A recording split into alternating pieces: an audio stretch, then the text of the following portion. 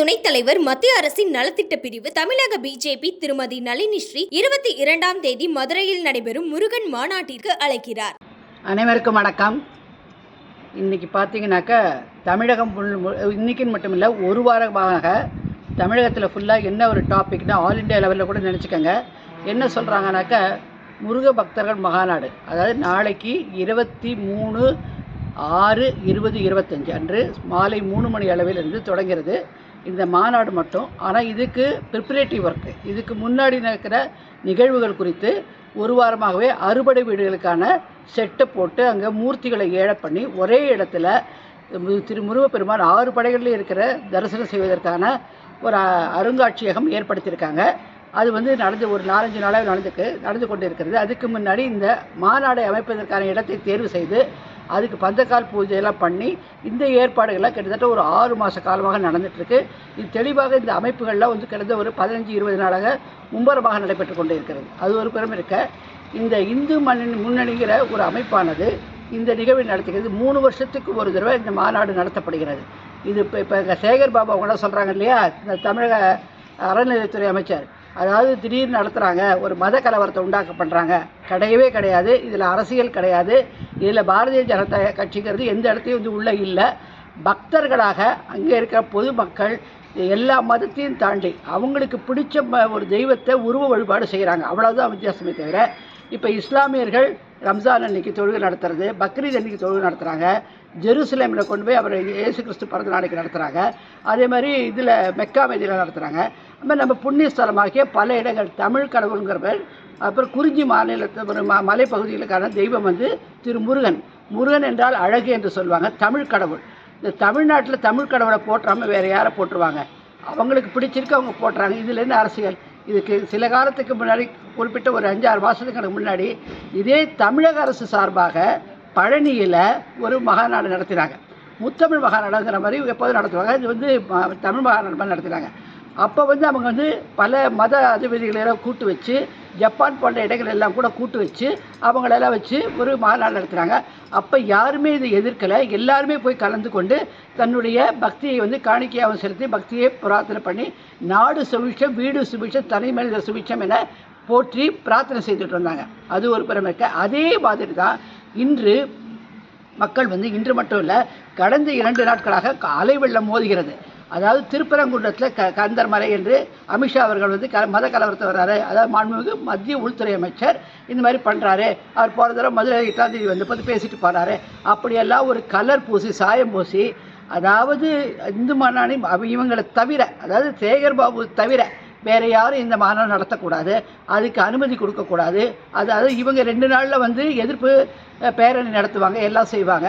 ஆனால் மற்ற கட்சிகளோ எதிர்கட்சிகளோ மற்ற அமைப்புகளோ செய்வதால் அதை தடை செய்வது, அதை நிறுத்துவதற்கு என்னென்ன முகாந்திரங்கள் இருக்கோ, ஒரு பெட்டிஷன் கொடுத்தா கூட பர்மிஷன் பெட்டிஷன் லாஸ்ட் மினிட் வரைக்கும் அதை அப்ரூவல் பண்ண வச்சுக்கிறது. ஏன்னா அவங்க நீதித்துறையில் போய் ஆணையை பெற்றுக்கூடாது தடுக்கிறது. இந்த மாதிரியாக பண்ணாலும் கூட இதை அறிந்து கொண்ட இந்து முன்னணி அமைப்பானது முன்னாடியாகவே ஒரு மாதத்துக்கு முன்னாடி இந்த பெட்டிஷனை கொடுத்து, அப்படியும் அந்த காவல்துறையான அனுமதி கொடுக்காத போது நீதிமன்றத்தை நாடி அதில் 52 கண்டிஷனை போட்டு ஆணைகளை போட்டு வந்திருக்காங்க. அதுலேயும் வாகன ஊழியர்கள் வருவதற்கு தடுப்பதற்கான முயற்சிகளை பாஸ் வேணுங்கிற ஒரு பாஸுங்கிறது கொரோனா சமயத்தில் ஒரு இடத்துலேருந்து இன்னொரு இடத்துக்கு கொண்டு போல கொரோனா விதிமுறைகளை பாஸ்.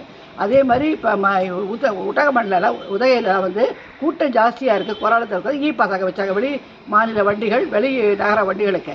இதை இங்கே அமல்படுத்துவதற்கு இது ஒரு நடைமுறையை கொண்டு இதன் மூலம் கிடைக்காம அந்தந்த ஆர்டிஓ ஆஃபீஸில் ஏசி டிசி அந்த போக்குவரத்து துறையை அணுகணும், போக்குவரத்து காவல்துறை அணுகணும்லாம் பண்ணாங்க. ஆனால் உயர்நீதிமன்றம் அதை ஏற்றுக்கொள்ளவில்லை. அந்த பாஸுங்கிறது ரத்து செய்தது. பொதுமக்கள் அவர்கள் நடந்து, அதாவது மூமெண்ட்டுமாங்க, நடந்து ஒரு இடத்துக்கு இன்னொரு இடத்துக்கு போவதற்கு கூட தடை விதிக்குமானால், இறையாண்மையில் கொடுக்கப்பட்டிருக்கிற ஃபண்டமெண்டல் ரைட் ஆர்டிகல் 14 எனக்கு right to speak, right to walk, right to eat, right to pray அந்த மாதிரி கொடுத்துருக்கிறத கூட தடை செய்யணும்னாக்க இது குடியரசு நாடா இல்லது கொடுங்கோல் ஆட்சியா இல்லை தாலிபான் ஆட்சியாங்கிற ஒரு கேள்வி வரும் மாதிரி நேற்றுக்கு அதையும் பண்ணாங்க. ஆனால் அதையும் உயர்நீதிமன்றம் வன்மையாக கண்டித்து மதுரை கிளையானது, சென்னை உயர்நீதிமன்ற மதுரை கிளையானது ரத்து செய்து விட்டது. இப்படியாக எந்த மாதிரி இடைஞ்சல்களெல்லாம் கொடுத்து மக்கள் அவங்க பிடிச்ச கடவுளை போவதற்கு கூட தடுக்கிறது. அதாவது fundamental right, right to worship, pray பண்ணுறதுக்கான ரைட் இருக்குது, ஃபண்டமெண்டல் ரைட்டு கொடுத்துருக்காங்க 23. அது ரைட் டு ப்ராக்டிஸ் ரிலிஜன்.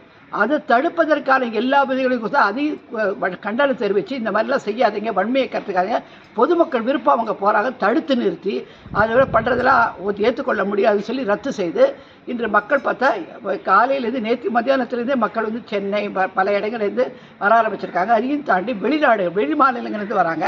வெளிநாடுகள் அதாவது சிங்கப்பூர், ஜப்பான், மலேசியா, சைனாலேருந்து கூட வரதா கேள்வி. அதுக்கப்புறம் அமெரிக்கா, ரஷ்யா, இந்த மாதிரி பல இடங்கள், பிரான்ஸு, இங்கேருந்து போன தமிழ் மக்கள் யார் இருக்காங்களோ அவங்களும் ஆர்வமாக வரதுக்கு தயாராக இருக்காங்க. இது கூட்டியே அவங்க முன்னாடியே ஏர் டிக்கெட் போட்டு ஹோட்டல்லாம் புக் பண்ணி எல்லாம் ரெடி பண்ணியிருக்காங்க.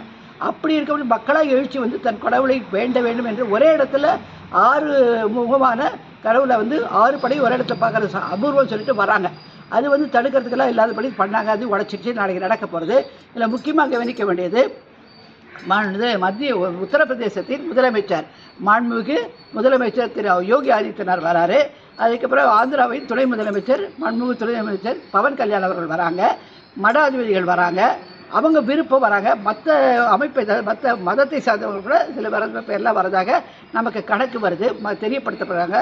இதுக்கான சுகாதாரம், குடிநீர், ஸ்வச் பாரத்ங்கிற மாண்புமிகு பாரத பிரதமரின் கனவு காட்சியாக ஸ்வச் பாரத் உடனே அந்த இடத்துக்கு பிரயாக்ராஜ் கும்பமேளாவில் எப்படி ஏற்பாடு செய்தாங்களோ அதே அளவில் இன்றைக்கி ஒரு 5 கோடி 6 கோடிக்கான குடிநீர் தண்ணிகள் ஏற்பாடு பண்ணியிருக்காங்க. உணவு பட்டணங்கள், மருத்துவ வசதிகள், கூட்டு எமர்ஜென்சிக்கு வர வாகன ஊர்திகளில் அங்கங்கே ஸ்டாப்பில் வந்து பிபி சுகர் இருக்கிறவங்கள செக் பண்ணுறது, குழந்தைகளுக்கு ஏதாவது எமர்ஜென்சினா ஆக்சிடென்டல் கிளைம்னாக்க உடனே பண்ணுறதுக்கான மருத்துவ காப்பீடு, மருத்துவர்கள், குடிநீர் வசதிகள், டாய்லெட், டெம்பரரி டாய்லெட் நீட்டாக உடனே க்ளீன் பண்ணி சுத்தம் பண்ணுறதுக்கான எல்லாத்தையும் நீட்டாக அரேஞ்ச் பண்ணியிருக்காங்க. அதுக்கு ஒரு டீம் போட்டு அவங்க ஏற்பாடு பண்ணியிருக்காங்க. எல்லாத்துக்கும் மத்திய அரசினுடைய அனுமதியும் சரி, மாநில அரசினுடைய அனுமதி வாங்கி தான் நடக்கிறது. இது எந்த இடத்துலையும் விதிமீறல் கிடையாது. எல்லாம் முறைப்படி ஆணைகள் படி தான் நடக்கிறது. அதுக்காக தான் இப்போ மக்களுக்கு கோடியாக பார்த்தீங்கன்னா இப்போ காலையிலேருந்து வெள்ளம் குவியுதுங்க.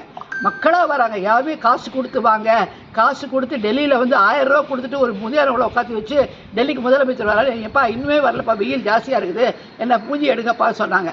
அந்த மாதிரி கிடையாது. இது அவங்களா வந்து வராங்கங்கிறது பதிவு செய்கிறோம்.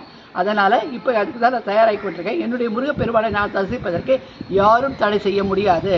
அதாவது முருகன் என்றால் அழகு அப்படிங்கிற ஒரு பேர் இருக்குது. அதையும் தாண்டி அந்த முருகன் சிறுவன் வந்து அந்த காலத்திலேயே நீதி பேசி போராடினார். என்னன்னாக்கா, அப்பா எனக்கு மட்டும் அந்த பழத்தை கொடுக்க மாட்டேன், யாரும் சமமாக கொடுக்குறீங்கன்னு சொல்லி பிள்ளையாருக்கு சொன்னபோது பிள்ளையார் சாமர்த்தியமாக அவரை சுற்றி வந்து பெற்றுக்கொண்டவுடனே கோவித்து கொண்டு சுவாமி மலையில் இருந்த பொழுது அவருடைய தாயாராகிய பார்வதி அம்மாள் அவர்களை பற்றி ஒரு பதக்கம் சொன்னதில் எல்லாரும் அறிஞ்சது.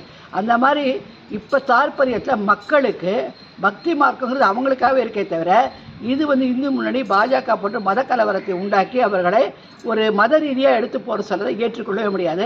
அப்படியானால் திராவிடம் சொல்கிறாங்க. திராவிட கடவுள் யாருன்னு சொல்லுவாங்களா? அந்த திராவிட கடவுளுக்கு இவங்க வந்து ஒரு நிகழ்ச்சி நடத்தினாங்களா? அது யார் அது திராவிட கடவுள்? அதனால் ஒரு ஜியோகிராஃபிக்கலாக ஒரு நில அமைப்பு இருக்கிற திராவிடம் சொல்லி பொய் பேசுகிற இந்த திமுகவுக்கு தமிழ்நாட்டில் தமிழர்களுடைய தமிழ் கடவுளை வந்து பிரார்த்தனை செய்வதற்கு, அதாவது அது வேண்டி அவருடைய அருளை பெறுவதற்கு யாரும் தடை செய்ய முடியாது. பிரம்மாண்டமாக நடக்கிறது போகுது. இதில் 5 லட்சம் மக்கள் வந்து கூடுவாங்க எதிர்பார்க்குறாங்க கந்த சக்தி கவசம் படிக்கிறதுக்கெல்லாம். ஆனால் இப்பொழுது இருக்கிற அங்கே வீடியோ வர்றதெல்லாம் பார்த்தீங்கன்னாக்க வெள்ளை இதை விட தாண்டி இருக்குங்கிறதுல உறுதியாக இருக்குது. ஏன்னா திருப்பரங்குன்றத்தில் நம்ம வந்து அரசியல் செஞ்சாங்க.